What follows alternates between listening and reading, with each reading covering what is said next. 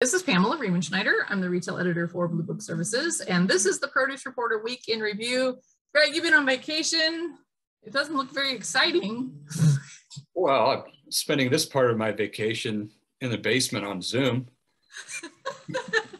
But as you can see by the state behind me, someone might recognize that. Wonderful state. Well, yeah, I believe there's some potatoes known from that state. Every day. Well, I've been holding down the fort, and it has been a ridiculously news-packed week, and I just got off of a little bit of a glitchy Zoom with the new leadership for the International Fresh Produce Association. Exciting. That is exciting. I can't believe they did it during my vacation. I know, right? That was inconsiderate. Although, to be fair, you wouldn't have been on vacation had Fresh Summit not been canceled.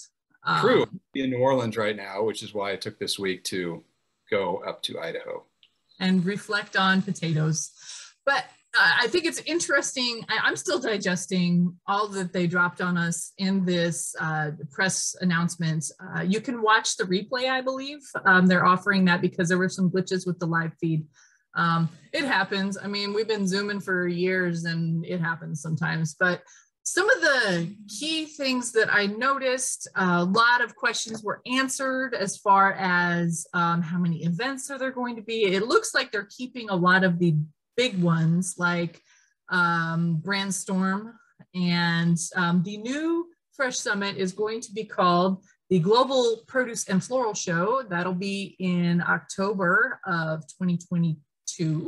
And but one of the things that I'm really just seeing, and it's really underscored by the calendar when you look at all of the events, is the international aspect of the trade show. So what's that going to do to, I don't know, a lot of the regional events here in the US, a lot of the grower advocacy that we've seen, especially the infighting with tomato suspension agreements and all this stuff that we write about frequently, to have the biggest produce organization really focus on international? Well, it's hard to be everything to everyone. And when you get bigger, there's the pressure to be that. And we know, having talked to them, that they weren't going for that. They weren't going to try to be that. So the regional events are very successful. They have been for a while. The associations are successful. They're focused enough that they can come to a consensus fairly easily.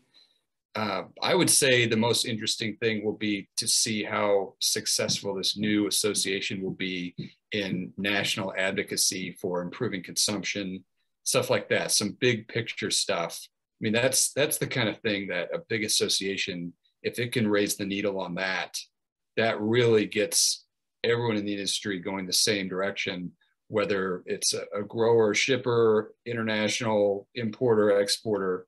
That's the kind of thing that can be something that solidifies a big group. And that is one of their 7 core strategies. And of course, you can look at all of this information on producebluebook.com. We're just kind of digesting it and throwing out some opinions before we really had a chance to chew on it. But number 7 was demand creation to inspire consumers to embrace produce and floral products as essential parts of their lives while increasing profitable sales of members' products. I mean, that's number 1 for everyone, is eat more produce, get people to buy more produce, get more, and floral, of course. It's a big part of their association, and a big part of the show lineup too. Quite a few floral shows on there. But demand creation, I really feel like, is one of the core strategies that a lot of us in the produce industry would really like to see emphasized in the new organization. So lots of opinions, I'm sure, coming out of this, lots of talk and chatter. I went ahead and threw the new logo up on LinkedIn as soon as the embargo was up, just to see what people thought about it. And we'll see. Hopefully we'll get some good stuff. Yeah, there's a lot more analysis that will come both from us and from people that we talk to. It's hard to have all the opinions and angles right after you hear about it.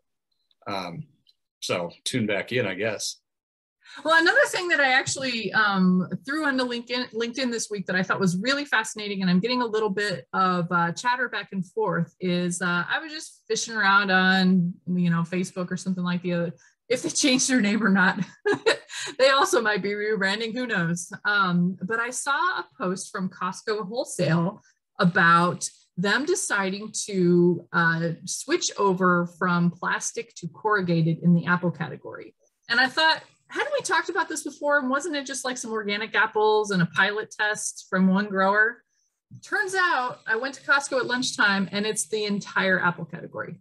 All of the apples are now in corrugated at Costco. I mean, that was quick. That was quick. Yeah. So what I saw, I took a little video and I'll go ahead and throw it up here. I think that there's a lot of opportunity, especially for branded apples, which Costco is known for, of course, to go ahead and position themselves with some information, some marketing. We really got to be careful though, because it's a lot of box that you see and not a lot of shiny apples. That was one thing that those plastic clamshells, as ridiculous and huge as they are, who needs a clamshell this big?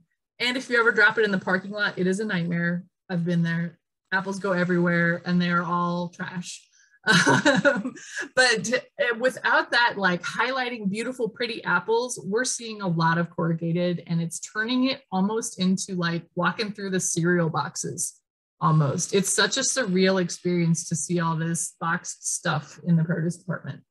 You'll have to see it. Yet, but it seems to me like you'd be able to look down into the boxes and they were still all see over my them. head, and I'm 5'10". Well, how did you get? Sorry, what? How do you get them then?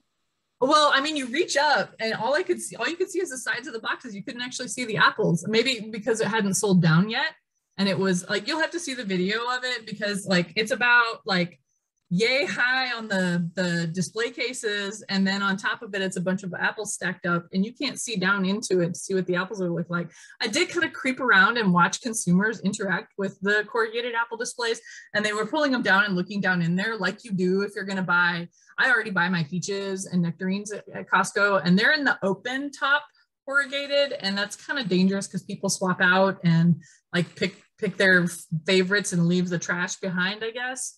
There's a win some lose some aspect to it, but I watch people and they just go ahead and pull it down. And then of course I looked at the follower reception on the Facebook post, and not one single person was against switching from the giant plastic clamshell to the corrugated. Everyone thought that was a great idea, and then everyone else is asking for it to happen in other departments, like bakery. Somebody pointing out that bakery is a similar offender with just outrageous spaceships of plastic wrapping up everything in there. So I thought that was a really fascinating story, and it's something we're going to continue to watch to see how other retailers respond, because Costco is really a leader when you think about packaging and merchandising. Even though they don't have big, beautiful displays of, stack it high kind of produce, they sell a ton of produce, and a lot of the trends that you see put into a club store, you see trickle into regular stores.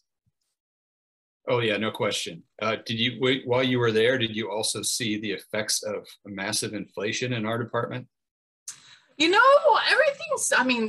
Avocados are a little bit expensive right now, but avocados, it's like I never know what the avocado market is doing. Avocados go like that. So I don't think that's a result of inflation, but I know that we did have a story from Del Monte talking about how they're going to raise prices on their core items, which include bananas, right? Right. They did say that as of November 1st, they're going to institute price hikes. Bananas are very consistent. And so to me, that's a signal that this is a real thing and it's here to stay.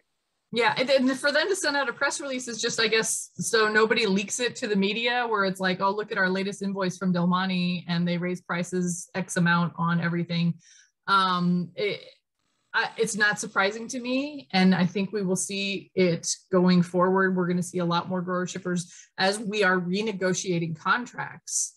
A lot of them were held to prices that were not sustainable in contracts during the pandemic, and as we're having to renegotiate them, we will probably see a lot of price increases, just reflective of all of the inputs are going up as well. It's not that the grower's trying to make a whole ton of money, because we all know that's not how this works. It's the fertilizer that is more expensive. It's the corrugated that's getting more expensive. They've got to compete with Amazon for boxes, and Amazon sure does eat up a lot of corrugated. So we're going to see some price increases, especially as contracts are renegotiated. Oh yeah, I'm sure we are. And I would guess that many companies will follow, and the bigger ones will have to send out news releases so they don't take consumers by surprise. Right. I mean, I've already seen it, the chatter on the frugal food groups that I follow on social media. They've all noticed that everything seems to be a little bit more expensive, and you're not imagining things. It is getting a little more expensive. Hopefully it's something that we'll be able to continue to buy produce at an increase, and hopefully the new International Fresh Produce Association will continue to push for demand increases. But for now, I'm gonna let you get out of the basement and go back to vacation. Yeah, I will have to continue my vacation in this wonderful state. That's it for the Produce Reporter Week in Review. If you are not getting the Produce Reporter and our upcoming afternoon edition starting on Monday, you need to go to producebluebook.com and sign up.